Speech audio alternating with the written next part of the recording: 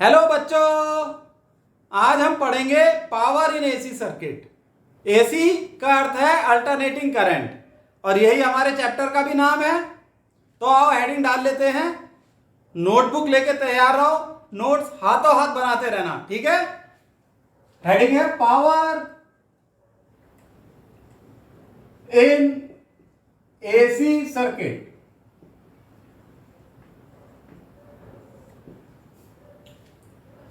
Power का formula होता है V इंटू आई। ये फॉर्मूला हम यूज करते हैं डीसी सर्किट में। डीसी सर्किट में पोटेंशियल डिफरेंस और करंट टाइम पे डिपेंड नहीं करते हैं। V की यूनिट होती है वोल्ट, करंट की यूनिट होती है एम्पियर, तो पावर की यूनिट होती है वॉट। अब हम बात करें एसी सर्किट की। एसी सर्किट में पोटेंशियल और करंट दोनों टाइम पे डिपेंड करते हैं और समय के साथ पीरियोडिकली इनकी डायरेक्शन चेंज होती है और इनका मैग्नीट्यूड भी चेंज होता है। इंस्टेंटेनियस करंट का क्या फॉर्मूला होता है?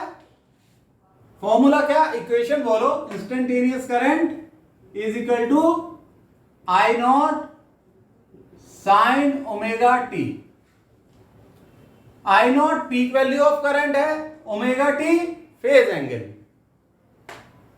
इंस्टेंटेनियस ईएमएफ या इंस्टेंटेनियस पोटेंशियल डिफरेंस, इसका फॉर्मूला होता है V not sine omega T minus five. Five क्या है? Phase difference. यहां माइनस भी हो सकता है या प्लस भी हो सकता है, यह सर्किट पे डिपेंड करेगा।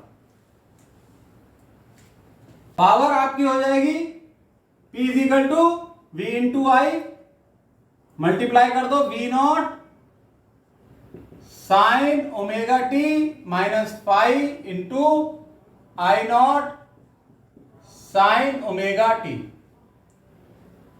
पावर भी टाइम पे डिपेंड करेगी, इसलिए पावर भी इंस्टेंटेनियस पावर कहलाएगी।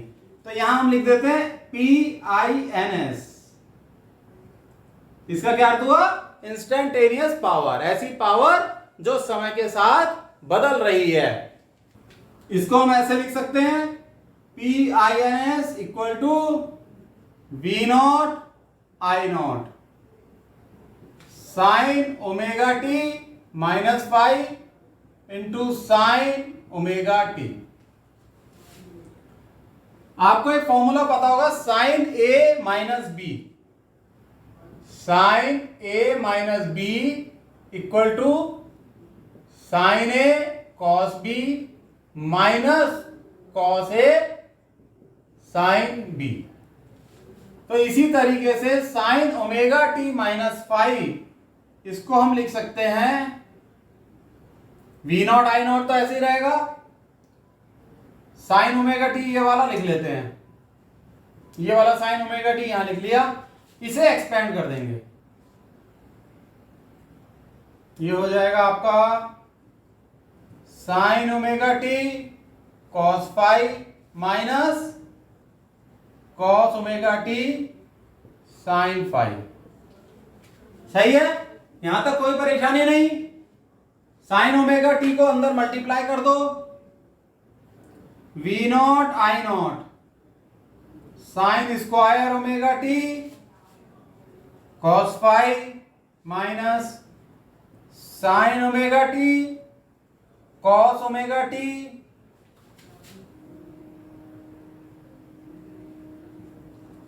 Sign phi. यहां तक भी सब समझ में आ गया होगा। अब आप एक चीज पे गौर फरमाओ, sine omega T cos omega T. चलो इसे रब कर देते हैं। आपने फॉर्मूला पढ़ा होगा, sine theta cos theta two sine theta cos theta, this is equal to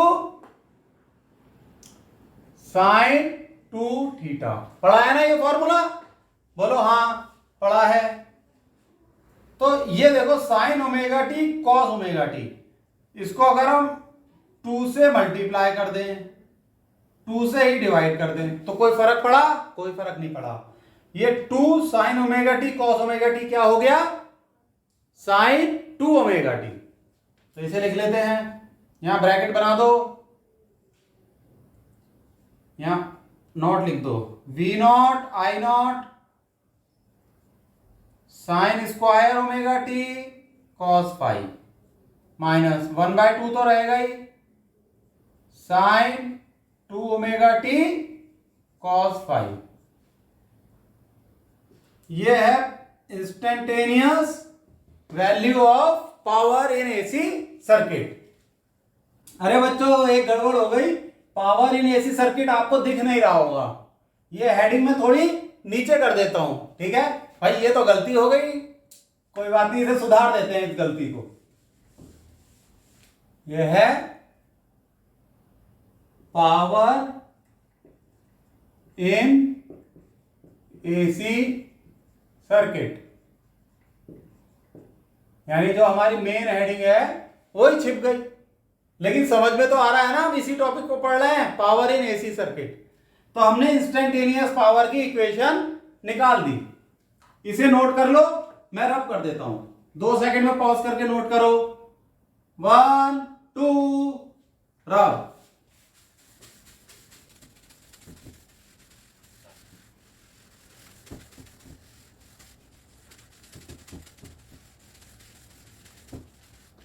ये जो इंस्टेंटेनियस पावर है ये तो टाइम पे डिपेंड करती है, तो हर मोमेंट पे बदलती रहती है, इसलिए एसी सर्किट के केस में हम एवरेज पावर लेके चलते हैं। कैलकुलेशन में हम हमेशा एवरेज पावर का यूज करेंगे। एवरेज पावर, अब हम एवरेज पावर ही निकालेंगे, इसको हम डिनोट करते हैं PAVG, this is average power.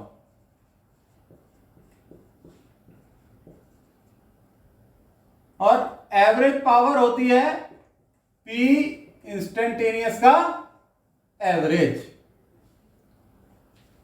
अब आप गौर से देखें, P इंस्टेंटेनियस जो कि टाइम पे डिपेंड करती है, और इसमें टाइम पे डिपेंड करने वाले 2 फैक्टर हैं, एक तो है साइन स्क्वायर ओमेगा टी और दूसरा साइन 2 ओमेगा टी। सिर्फ यही 2 हैं जो टी पे डिपेंड कर रहे हैं, टी यानी टाइम। ये बात समझने लायक है बच्चों, इसलिए बार बार रिपीट करके समझा रहा हूं। V not I not peak value है, कांस्टेंट है, टाइम पे डिपेंड नहीं करेगी। कॉस फाइव ये फेज डिफरेंस पे डिपेंड करता है, phi is the phase difference, ये भी कांस्टेंट है। इसी तरीके से यहां पर भी कॉस फाइव ये भी कांस्टेंट है। और यह हमें पता है कि पूरी कंप्लीट साइकिल के लिए साइन स्क्वायर ओमेगा टी होता है 1/2 और साइन 2 ओमेगा टी होता है 0। ये वैसे मैंने पहले लेक्चर में भी बता दिया था, और मैथमेटिक्स में भी ये हमें बताया जाता है। यानी कि एक कंप्लीट साइकिल है तो इसके लिए साइन 2 ओमेगा टी का एवरेज अगर हम लेंगे तो पॉजिटिव और निगेटिव दोनों को ऐड करेंगे, जितना पॉजिटिव है उतना निगेटिव है, इसलिए 0 हो जाता है। और साइन स्क्वायर का जो भी टर्म होता है उसकी वैल्यू होती है 1/2। तो ये आप लिख लो, for a complete cycle sine square omega T is 1/2। For a complete cycle, sin 2 omega t is 0। याद रखना बच्चों, यहां चाहे cos 2 ओमेगा टी हो वो भी 0 होगा, साइन स्क्वायर की जगह cos स्क्वायर ओमेगा टी हो तो वो हाफ होगा। ये बात ध्यान रखना। तो अब ये आपकी इंस्टेंटेनियस पावर की इक्वेशन क्या हो जाएगी?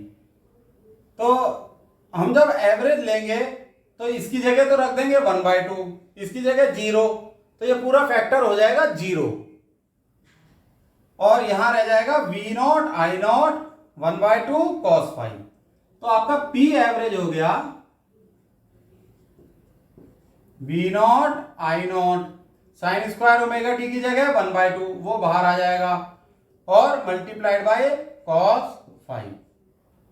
इसको हम ऐसे भी लिख सकते हैं v0/√2 multiplied by I0/√2 cos five.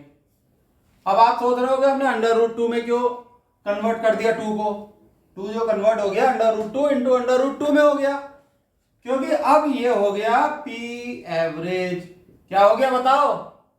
ये आरएमएस वैल्यू है पोटेंशियल डिफरेंस की और ये करंट की आरएमएस वैल्यू है। ये हो गया V RMS multiplied by I RMS multiplied by cos phi. तो ये एक इंपॉर्टेंट फॉर्मूला है जो कि निकल के आ गया। न्यूमेरिकल में आरएमएस वैल्यू दे रखी होगी, फाई की वैल्यू दे रखी होगी, पावर निकालनी होगी, निकाल लेना। ये नोट कर लिया होगा, रब कर दे।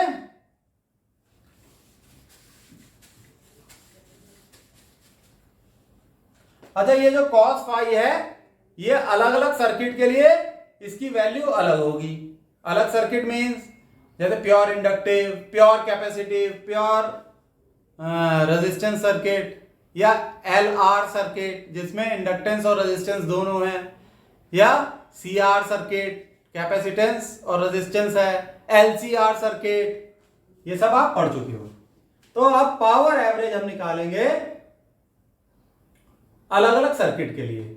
आरएमएस वैल्यू तो देखो सेम रहेगी क्योंकि वो तो सप्लाई पे डिपेंड करती है। घर में अगर 220 वोल्ट की सप्लाई आ रही है तो VRMS क्या हुआ? 220 वोल्ट। cos फाई की वैल्यू वेरी करेगी और ये cos फाई कहलाता है पावर फैक्टर।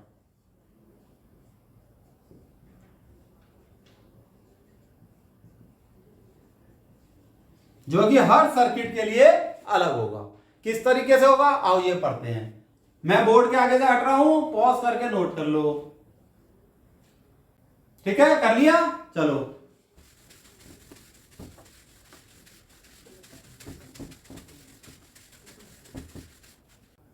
अब अलग अलग सर्किट में पावर फैक्टर निकालते हैं। जैसे पहला सर्किट लेते हैं प्योर रेजिस्टिव सर्किट। दिख रहा है? ये थोड़ा सा नीचे लिखते हैं।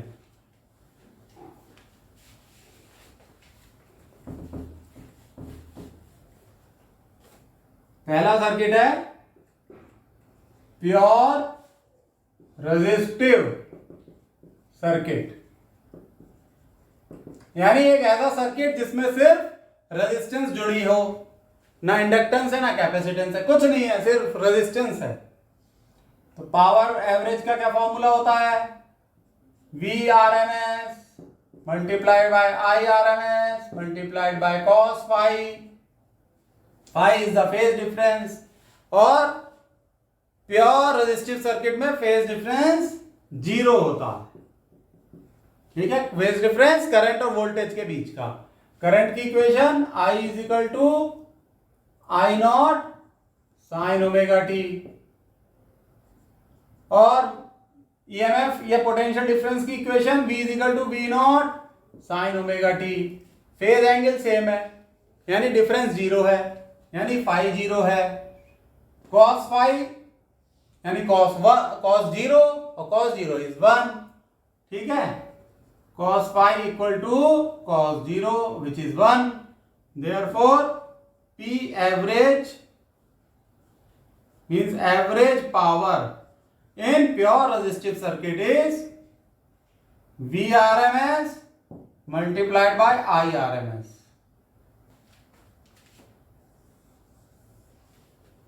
है ना ये सिंपल? आ गया समझ में?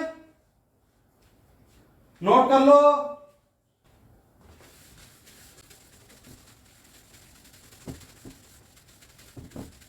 दूसरा हम पढ़ेंगे LR सर्किट।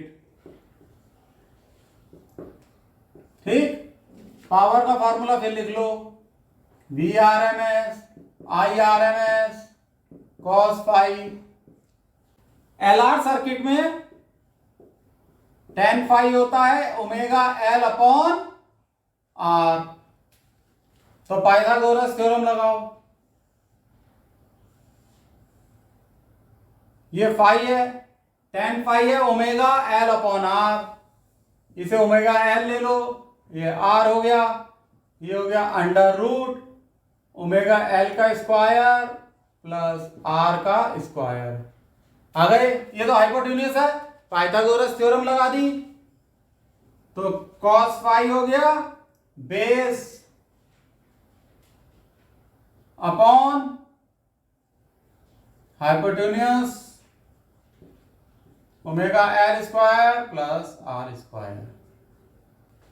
तो पावर का फॉर्मूला हो जाएगा P, ये एवरेज पावर है, P average equal to V R M S into I R M S multiplied by cos phi. Cos phi की जगह लिख दो R upon under root omega L square plus R square.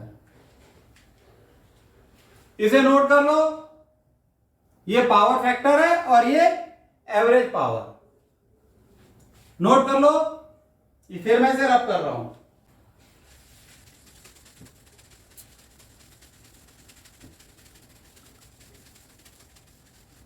अब हम देखेंगे LCR circuit. LCR circuit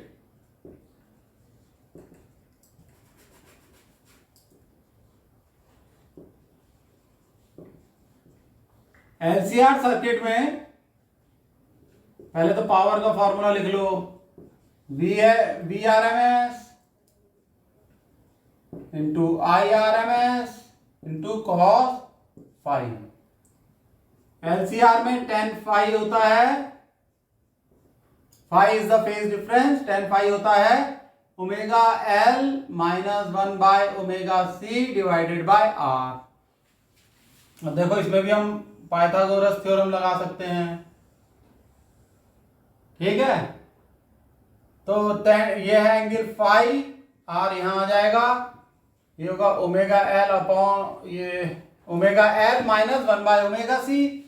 तो ये hypotenuse हो जाएगा आपका under root omega L minus 1 by omega C का स्क्वायर प्लस आर स्क्वायर।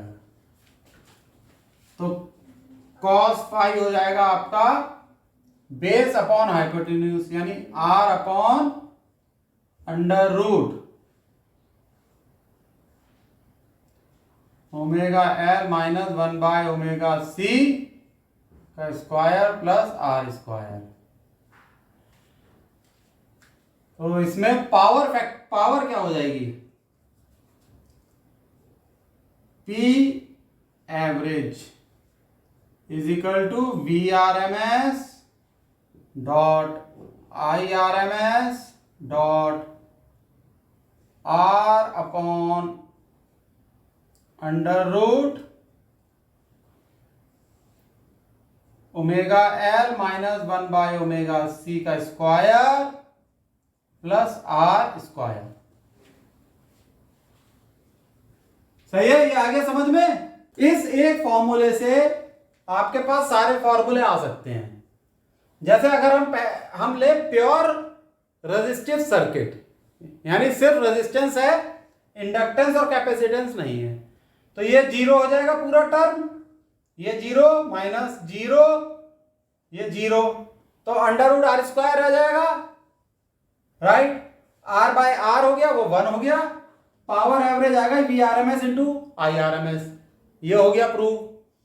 दूसरा अब हम लेते हैं L R circuit. L R circuit में ये वाला फैक्टर जीरो हो जाएगा, 1 अपॉन ओमेगा सी, तो यहां रह जाएगा omega L square plus R square, ठीक। ये भी हम पढ़ चुके हैं। अब हम अगर लें सी आर सर्किट, यानी कैपेसिटेंस है और रेजिस्टेंस है, तो क्या फॉर्मूला हो जाएगा? उस केस में एल डब्ल्यू एल जीरो हो जाएगा, क्योंकि इंडक्टेंस तो है ही नहीं, एल की वैल्यू जीरो, तो डब्ल्यू एल जीरो।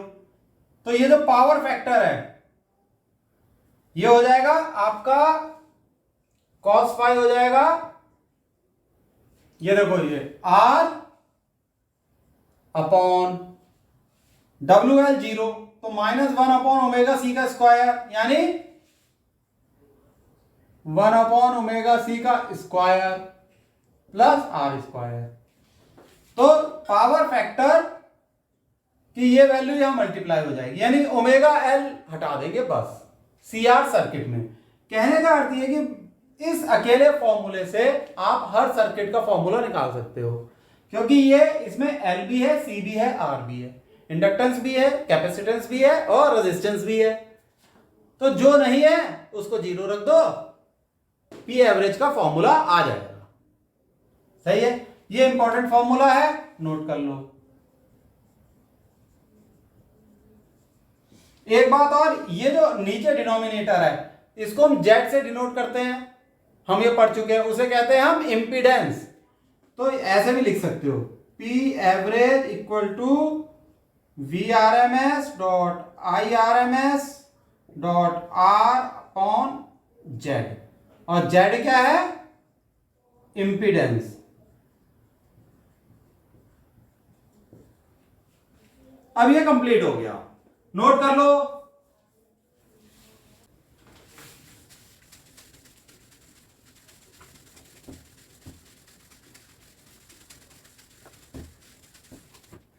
बच्चों आप सोच रहे होंगे कि सर ने प्योर रेजिस्टिव सर्किट तो करा दिया, लेकिन प्योर इंडक्टिव और प्योर कैपेसिटिव सर्किट नहीं कराया। ठीक है, क्यों नहीं कराया? क्योंकि उसे मैं अब कराऊंगा। तो आप हेडिंग डाल लो प्योर इंडक्टिव, हेडिंग डाल लो pure inductive, inductive means L, and pure resistive, pure resistive तो पढ़ चुके हैं, प्योर कैपेसिटिव सर्किट।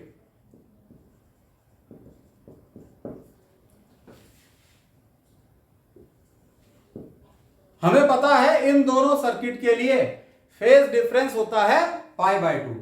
करंट और वोल्टेज में जो फेज डिफरेंस होता है π/2, phi is π/2 for both the circuits, for both the circuits। सही है।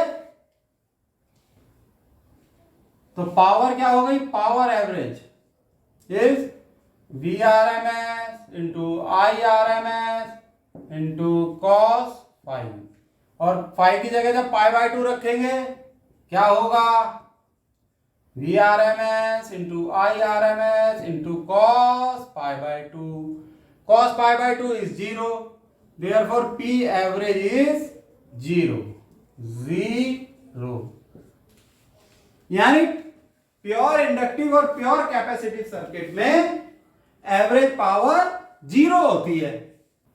तो ये बात आप लिख लो, ये इंपॉर्टेंट बात है, कई बार ऑब्जेक्टिव क्वेश्चंस में पूछ लिया जाता है।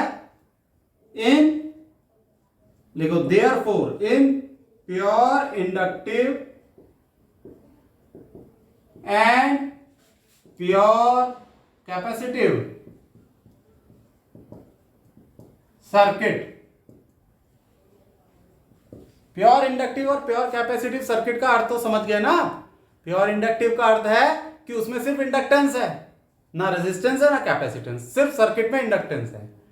प्योर कैपेसिटिव का अर्थ है कि सर्किट में सिर्फ कैपेसिटर लगे हुए हैं, ना रेजिस्टेंस है ना इंडक्टेंस, सिर्फ कैपेसिटर्स। तो in pure inductive and pure capacitive circuit P average is 0 and therefore current in such circuits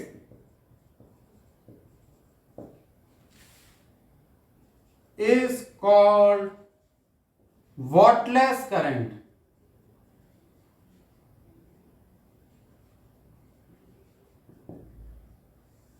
ऐसे सर्किट में जो करंट फ्लो करता है उसे हम वॉटलेस करंट कहते हैं। तो बच्चों, आ गया समझ में आज का लेक्चर? सिंपल था, लेकिन इस लेक्चर से पहले पुराने लेक्चर्स का पढ़ना जरूरी था, क्योंकि इसमें कई चीजें यूज हुई हैं जो पिछले लेक्चर्स में हम समझा चुके हैं डिटेल में। तो पुराने वीडियोस में जाओ, वीडियोस को एपिसोड वाइज एक एक करके देखो। ठीक है बच्चों, फिर आज के लिए इतना बहुत है। बाय। इसे नोट डाउन कर लो।